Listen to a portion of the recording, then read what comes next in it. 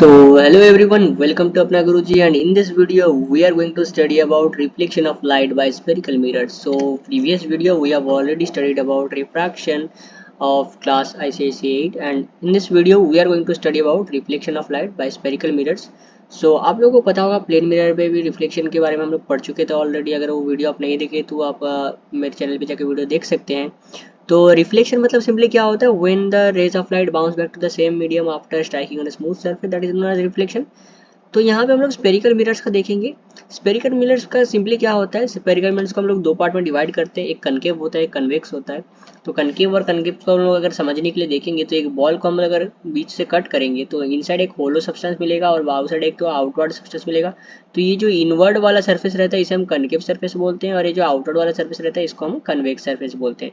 तो इसलिए हम इसको टू टाइप्स ऑफ मिरर्स बोला जाता है, एक कन्वेक्स मिरर होता है और एक कनकेव मिरर होता है। सबसे पहले हम लोग देखते हैं कनकेव मिरर्स के बारे में। तो कनकेव मिरर में क्या हो जाता है, ये इनवर्ड वाला जो पार्ट रहता है ये आपका रिफ्लेक्टिंग सरफेस होता है, और उसके बैक साइड में कोटेड सरफेस रहता है और पेंटेड सरफेस रहता है। तो रेज ऑफ लाइट अगर इंसिडेंट होगा यहाँ से, तो इंसिडेंट होके ये रिफ्लेक्ट करेगा टू दिस डायरेक्शन। तो इसका जो रिफ्लेक्शन होगा वो यहाँ से होगा।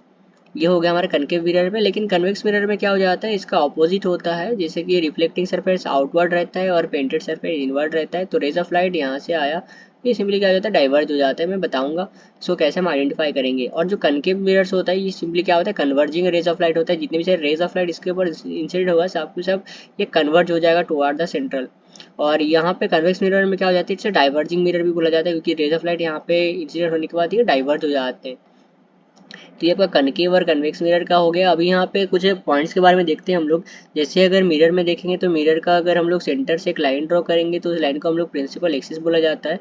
और उस प्रिंसिपल एक्सिस जिस पॉइंट में मिरर को कट कर रहा होगा उस पॉइंट को हम लोग क्या बोलेंगे, पोल बोलेंगे। यानी तो हम लोग बोल सकते हैं principal axis is that axis which divide the mirror into two parts.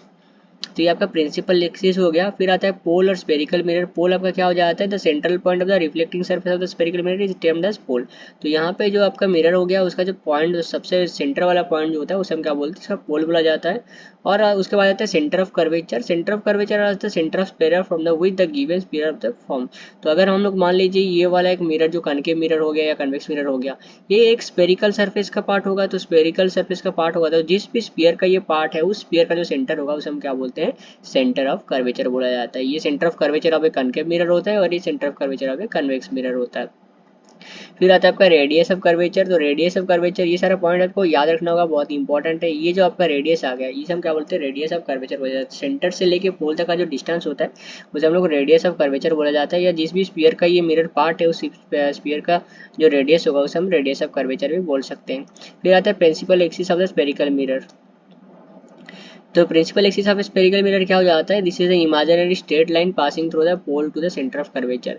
पोल से लेकर सेंटर ऑफ कर्वेचर में जो इमेजिनरी लाइन एक प्रोड्यूस होगा उसे हम क्या बोलते हैं, सेंटर ऑफ कर्वेचर बोल जाता है। दोनों के केस में सेम ही रहता है, कोई दिक्कत नहीं आता है। फिर आता है फोकस का बात। फोकस क्या हो जाता है, अगर प्रिंसिपल एक्सिस के पैरेलल में, ये अगर आपका प्रिंसिपल एक्सिस हो जाता है तो इसके पैरेलल में अगर जितने भी सारे रेज ऑफ लाइट मिरर के ऊपर इंसिडेंट होते हैं, अगर पैरेलल बीम ऑफ लाइट इसके ऊपर इंसिडेंट होते हैं तो सारे के सारे कन्वर्ट हो जाते हैं towards single point, that is the point is known as focus. अगर parallel beam of rays of light, parallel beam of light अगर इंसिडेंट हुए तो कनकेव मिरर उसको कन्वर्ज करेगा। और अगर पैरेलल इंसिडेंट हो रहे तो सारे के सारे कन्वर्ट जो कि एक ही पॉइंट से गुजरेंगे उस पॉइंट को हम लोग क्या बोलते हैं, फोकस पॉइंट बोलते हैं। उसी तरह सेम आपका जो कन्वेक्स मिरर में होता है, कन्वेक्स मिरर में क्या हो जाता है, डाइवर्ज हो जाता है सारे के सारे रेज ऑफ लाइट। तो ये क्या होता है, जिस पॉइंट से निकलते हुए देखते हैं, यहाँ पे देख रहे हैं कि ये सारे के सारे डाइवर्ज हो रहे हैं, तो it's seems like it's all are emerging from the same point, that point is known as its focus point. ये आपका आ जाएगा आपका फोकस पॉइंट। फिर आपका एक रिलेशन है radius of curvature and focal length के बीच में, जो कि है आर इक्वल टू 2f। तो रेडियस ऑफ कर्वेचर क्या हो जाता है, फोकल लेंथ का डबल हो जाता है। यानी तो हम बोल सकते हैं फोकस का जो पॉइंट होगा वो रेडियस ऑफ कर्वेचर को दो पार्ट में डिवाइड करेगा। The focus of spherical mirror always lies between the pole and the centre of curvature. ये pole and centre of curvature के बीच में ही लाई करता है। फिर आपका रिफ्लेक्शन बाय स्फेरिकल मिरर, इसका the laws of reflection also followed by spherical mirrors. जो लॉज ऑफ रिफ्लेक्शन होता है ये भी हमारा स्पेरिकल मिरर से भी फॉलो होता है। तो उसका लॉ सिंपली क्या बोलता है, इसका लॉ सिंपली बोलता है कि आपका the law of reflection also followed by spherical mirror, यहाँ पे बोल रहे थे angle of incidence of light is always equal to the angle of reflection of light, तो सेम ही था। और तीनों की तीनों रे एक ही प्लेन में लाई करेंगी, ये सेकंड लॉ है आपका। अगर हम लोग केस स्टडीज देखेंगे, when the incident light parallel to the principal axis, अगर इंसिडेंट लाइट पैरेलल होगा प्रिंसिपल एक्सिस के साथ तो क्या होगा, अगर इंसिडेंट लाइट पैरेलल हो गया प्रिंसिपल एक्सिस के साथ तो यहाँ पे जो कनकेव मिरर है, कनकेव मिरर में क्या हो जाता है, ये इंसिडेंट रे है प्रिंसिपल एक्सिस का पैरेलल है, तो यहाँ पे ये यहाँ पे इंसिडेंट होने के बाद यहाँ पे हम लोग नॉर्मल ड्रॉ करेंगे, नॉर्मल ड्रॉ करने के बाद ये रिफ्लेक्टेड रे इस डायरेक्शन में आएगा, तो यहाँ पे जो इसका इमेज फॉर्मेशन होगा वो कहाँ पे होगा, फोकस से गुजरेगा। तो रेज ऑफ लाइट अगर पैरेलली जाता है तो वो फोकस से गुजरता है। सेम चीज़ यहाँ पे भी होता है कॉन्वेक्स मिरर में, रेज ऑफ लाइट अगर पैरेलली हो गया तो it seems like it's is emerging from the focus, अगर पैरेलल हुआ तो फोकस से।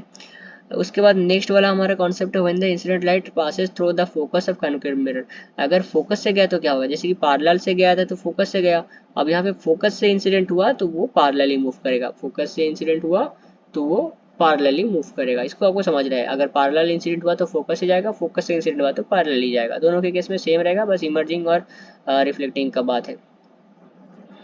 When the rays of light goes from the centre of curvature, अगर सेंटर ऑफ कर्वेचर से मूव करते हैं तो क्या होगा, अगर सेंटर ऑफ कर्वेचर से मूव किया इंसिडेंट हुआ तो सेंटर ऑफ कर्वेचर से ही रिफ्लेक्ट होगा, सेंटर ऑफ कर्वेचर से इंसिडेंट हुआ तो वहाँ से रिफ्लेक्ट होगा। कन्वेक्स के केस में थोड़ा सा आपको समझने के लिए दिक्कत हो रहा है, क्योंकि यहाँ पे जो rays of light it seems like emerging from the centre, ठीक है, यहाँ पे ऐसा नहीं है कि सेंटर से निकल रहा है, बस ये लगेगा कि सेंटर से निकलते जैसा, तो इट इज इमेजिनरी होगा कि सेंटर से निकलने जैसा दिखाई दे रहा है। फिर आपका क्या हो जाता है यहाँ पे when the incident ray is normal to the reflecting surface, अगर नॉर्मल होगा, अगर सेम ही लाइन में इंसिडेंट हुआ तो सेम ही लाइन से वो रिफ्लेक्ट होगा, अगर सेंटर ऑफ प्रिंसिपल एक्सिस से इंसिडेंट हुआ तो इसी लाइन से रिफ्लेक्ट हो जाएगा। अगर यहाँ पे incident obliquely to the principal axis, अगर ऐसे ऑब्लिकली इंसिडेंट होगा तो यहाँ पे जैसे इंसिडेंट हुआ था वैसे रिफ्लेक्ट हो जाएगा, एंगल बिल्कुल सेम ही रहेगा दोनों के केस में। उसके बाद हम लोग देखते हैं मैक्सिमम डिस्टेंस के बारे में थोड़ा। रिफ्लेक्टिंग सरफेस रिसीवर होता है, रिफ्लेक्टिंग सरफेस होता है, यहाँ पे रिफ्लेक्टिंग सरफेस से कोई रिसीवर हमारा जो एंटीना वगैरह होता है, सैटेलाइट होता है, उसमें भी हम लोग इसी फॉर्मेट को यूज़ करते हैं ताकि यहाँ पे रिफ्लेक्टिंग सरफेस यहाँ पे कन्वर्ट हो जाए की पॉइंट में। फिर images formed by the spherical mirror, तो इमेज दो टाइप्स के होते हैं, एक रियल इमेज होता है और एक वर्चुअल इमेज होता है। तो हमारा जो स्पेरिकल मिरर होता है वो तो टाइप का इमेज फॉर्मेशन करते हैं, एक रियल इमेज और एक वर्चुअल इमेज। रियल इमेज वो इमेज होता है अगर हम लोग जो रेज ऑफ लाइट एक्चुअल में इंटरसेक्ट करेंगे और ऑब्जेक्ट इमेज प्रोड्यूस करेंगे तो उसे हम लोग रियल इमेज बोलते हैं। अगर वर्चुअल इंटरसेक्शन होता है तो वहाँ पे हम लोग वर्चुअल इमेज बोलते हैं। तो रियल इमेज हम लोग किसे बोलेंगे, can be obtained in A screen और वॉल, इसको हम लोग स्क्रीन और वॉल में पकड़ सकते हैं, लेकिन वर्चुअल इमेज को स्क्रीन में पकड़ नहीं सकते हैं। Can be touch, can not be touch, formed in the front of mirror, formed in behind the mirror, formed by the concave mirrors only, formed by the all types of mirror, plane convex and concave mirror। तो virtual mirror सारे mirrors में produce होता है, लेकिन ये सिर्फ concave mirror में ही produce होता है। This images are always inverted, this image are always correct. तो ये इमेज जो होता है, रियल इमेज होता है, वो ऑलवेज उल्टा रहता है, लेकिन जो वर्चुअल इमेज होता है वो ऑलवेज इरेक्ट रहता है। Difference between real image and virtual image, तो यहाँ पे आप डिफरेंस देख सकते हैं। The image found by convex mirror is virtual erect and smaller in size, image found by convex mirror is concave mirror is virtual erect and large in size. तो ये उसका डिफरेंस होता है। अगर डिफरेंस देखा जाए तो यहाँ पे एक एग्जाम्पल है जिसको आप लोग प्रैक्टिकली करके आप इसको चेक कर सकते हो। कुछ केस स्टडीज है। Case 1, when the incident light is parallel to the principal axis, अगर पैरेलल हुआ तो ये हम लोग ऑलरेडी बता चुके हैं कि ऐसे इमेज फॉर्मेशन होगा। इंसिडेंट अगर पैरेलल हुआ तो फोकस से जाएगा, राइट, अगर फोकस से गया तो पैरेलली जाएगा, देन आपका सेंटर से गया तो सेंटर से ही रिटर्न हो जाएगा। तो ये सारी चीज़ हम लोग पहले से भी देख चुके हैं, तो आपको सिंपली कॉन्सेप्ट इसका याद रखना है। कनकेव मिरर्स, तो images form by concave, concave mirrors में जो इमेज फॉर्मेशन होता है उसका आपको कुछ पॉइंट्स याद रखने पड़ेंगे। When the objects are infinity, when the objects are behind the curvature, ये सारे पॉइंट जो कहाँ पे अगर इमेज होगा तो वहाँ से आपका जो इमेज कैसे प्रोड्यूस होगा, ऑब्जेक्ट कहाँ पे होगा तो इमेज कहाँ पे प्रोड्यूस होगा, तो उसके बारे में एक टेबल है। अगर यहाँ पे टेबल को देखेंगे तो अगर ऑब्जेक्ट इन्फिनिटी में है तो इमेज पोजीशन कहाँ पे होगा, फोकस में होगा, क्योंकि ऑब्वियसली सारे रेज ऑफ लाइट फोकस से ट्रैवल करेंगे तो फोकस में इमेज फॉर्मेशन होगा। और साइज ऑफ इमेज क्या हो जाएगा, पॉइंट साइज हो जाएगा। नेचर ऑफ इमेज हो जाएगा रियल एंड इन्वर्टेड, यहाँ पे रियल इमेज प्रोड्यूस होगा, अगर रियल हुआ तो इन्वर्टेड ऑब्वियसली होगा। अगर सी के पीछे है तो उसका इमेज जो फॉर्मेशन होगा सी एंड एफ के बीच में होगा, साइज जो होगा स्मॉल होगा, रियल एंड इन्वर्टेड होगा।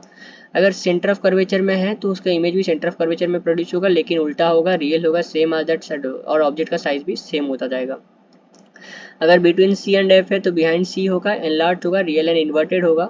देन नेक्स्ट आपका अगर एफ में होगा, फोकस में हो गया तो ये इन्फिनिटी में होगा। तो यहाँ पे कुछ रिलेशन देख सकते हैं, अगर इन्फिनिटी में है तो फोकस में, बियॉन्ड सी है तो बिटवीन सी एंड एफ है, एट सी है तो एट सी। उसके बाद ये केस उल्टा हो जाता है, अगर सी एंड एफ के बीच में तो बिहाइंड सी, RDF में है तो इन्फिनिटी है, बिटवीन F एंड P है तो बिहाइंड द मिरर हो जाएगा। बस इसी केस में क्या हो जाएगा, ये एनलार्ज हो जाएगा और यहाँ पे वर्चुअल एंड इरेक्ट हो जाएगा। याद रखना अगर फोकस एंड पोल के बीच में है तो यहाँ पे हमको वर्चुअल एंड इरेक्ट इमेज मिलेगा। इसलिए हम लोग को अगर इमेज मिरर के सामने खड़े हो जाते हैं तो हमको वर्चुअल एंड इरेक्ट हो जाता है देखते हुए, क्योंकि अगर वो प्लेन मिरर हो या कन्वेक्स मिरर हो या कनकेव मिरर हो, क्योंकि हम लोग मिरर के सामने खड़े हैं मतलब हम लोग पोल एंड फोकस के बीच में होते हैं, इसलिए वर्चुअल एंड इरेक्ट इमेज दिखाई देता है हमको। इमेज के अंदर हमारा इमेज, मिरर के अंदर हमारा इमेज प्रोड्यूस होता है। तो हिसाब से हम लोग पोजीशन को देखते हुए यहाँ पे इमेज का जो फॉर्मेशन होगा आप यहाँ पे टेबल में देख सकते हैं। इन्फिनिटी में होगा तो ये फोकस में इंटरसेक्ट किए कन्वेक्स मिरर, कन्वेक्स मिरर के केस में तो यहाँ पे कन्वेक्स में क्या हो जाता है, हमारा जो इमेज होता है वर्चुअल इमेज होता है। तो इन्फिनिटी से इमेज आया तो ऑब्जेक्ट कहाँ पे प्रोड्यूस होगा, फोकस में होगा लेकिन वर्चुअल होगा। ये कुछ एग्जांपल से अभी जो कन्वेक्स मिरर होता है इसमें बस दो ही केस है, अगर इन्फिनिटी में होगा तो फोकस में इमेज फॉर्मेशन होगा और वर्चुअल डायरेक्ट होगा। अगर between P and X beyond C कहीं पे भी होगा तो between F and P and F के बीच में होगा, स्मॉल होगा, वर्चुअल एंड डायरेक्ट होगा। इसमें एक चीज़ क्या है, हमारा जो इमेज फॉर्मेशन होगा स्मॉल साइज हो जाएगा ऑब्जेक्ट्स के मुकाबले, और ऑलवेज ये स्मॉल इन साइज होता है। यूज ऑफ स्फेरिकल मिरर, हम लोग स्फेरिकल मिरर कहाँ पे यूज़ करते हैं, डेंटिस्ट लोग पहले यूज़ करते थे हमारा कन्वेक्स मिरर या कनकेव मिरर जिसमें इमेज का साइज एनलार्ज होता था तो उसको डॉक्टर को देखने के लिए इजी होता था, इसलिए वहाँ पे लोग यूज़ करते थे स्पेरिकल मिरर का। कनकेव मिरर को हम लोग कहाँ पे यूज़ करते हैं, हमारा जो कनकेव मिरर का यूज़ करते हैं हम लोग, ये जो डॉक्टर के पास बताया डॉक्टर में हम लोग यूज़ करते हैं। उसी तरह हम जो कन्वेक्स मिरर देखेंगे, कन्वेक्स मिरर कनकेव मिरर को हम लोग टॉर्च में भी यूज़ करते हैं। यहाँ पे लाइट कन्वर्जिंग होता है ताकि जो लाइट रिफ्लेक्ट होकर एक ही पॉइंट में गिरेगा। तो बाइक वगैरह में भी हमारा ये सेम कॉन्सेप्ट होता है, तो वहाँ पे भी हमारा कनकेव मिरर जैसा साइड में लगा रहता है। कन्वेक्स मिरर का अगर एग्जांपल देखेंगे तो इमेज का साइज छोटा होता है, इसलिए उसको हम लोग क्या करते हैं गाड़ी में लगाते हैं ताकि बड़ा सा भी ट्रक भी हमारा छोटा सा मिरर के अंदर दिखाई देने लगे। उसके बाद हम लोग टर्निंग के पास भी ये चीज़ दिखाई देता है और मॉल में भी लगाते हैं ताकि पूरा दुकान में क्या है उसको हम देख सकते हैं छोटा सा मिरर के अंदर। So this is all about the spherical mirror and reflecting on the spherical mirror. अगर आपको इसमें कुछ डाउट्स वगैरह है तो कमेंट सेक्शन में आप जरूर बता सकते हैं। इसके बाद आपको नया टॉपिक कौन से टॉपिक में आपको वीडियो चाहिए वो भी आप लोग बता सकते हैं। क्या मैं इस चैप्टर का क्वेश्चन आंसर का भी वीडियो बनाऊं, अगर आपको क्वेश्चन आंसर का भी रिक्वायर्ड है तो आप मुझे कमेंट सेक्शन में बता सकते हैं, और आपका सजेशन और फीडबैक मेरे लिए बहुत मैटर करेगा। तो होपफुली आई थिंक कि वीडियो से आपको कुछ सीखने को मिला। So thank you guys for watching, keep watching अपना गुरुजी एंड कीप सपोर्टिंग।